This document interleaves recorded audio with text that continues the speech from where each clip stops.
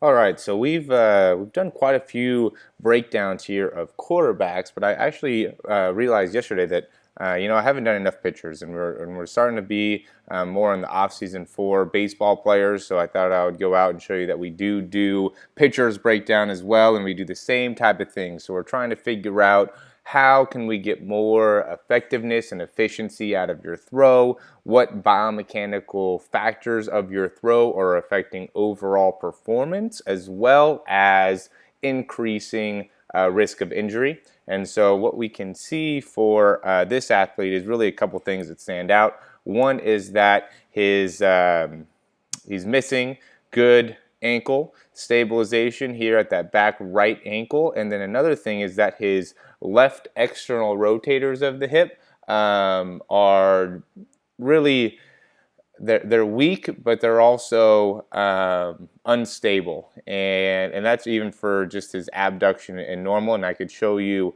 why that happens. And we'll start the throw here.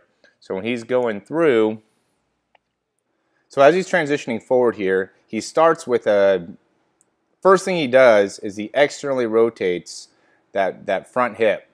So right there, he's actually rotating that hip there. And what that does is that makes it so it's harder for him to get a forward lean, because we have to look at how the hip is moving here and how that impacts the ankle over here. So by him externally rotating the hip, he puts different forces on the stabilizing ankle. So instead of him being able to move straight across laterally at that right ankle, he ends up having to stabilize in a transverse plane, which is a rotational plane at that ankle, which is a lot more difficult to do, and it puts more stress on the back heel and makes it so he really has to activate properly there. And so what happens here is because he does that external rotation, he basically sets himself up to have a shorter stride, because his heel won't be able to maintain a good range of motion.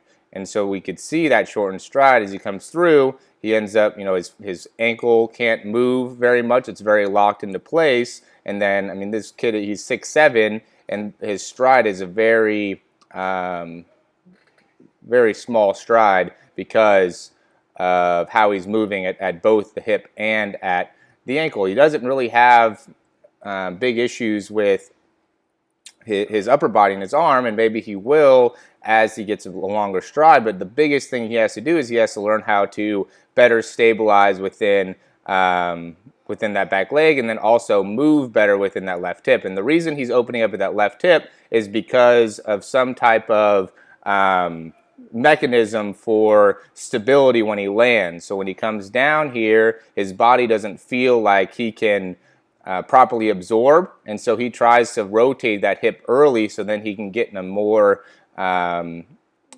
stable position, and then when he lands he can feel nice and balanced and then throws for accuracy. Part of being a pitcher is you have to be accurate, and so I understand why he's trying to control that left leg, but in order to be the most effective pitcher that you have to be able to go out of your comfort zone a little bit and learn how to get a long stride and still be able to properly absorb and balance on that left leg when landing. So I attach a couple exercises here too that I gave him.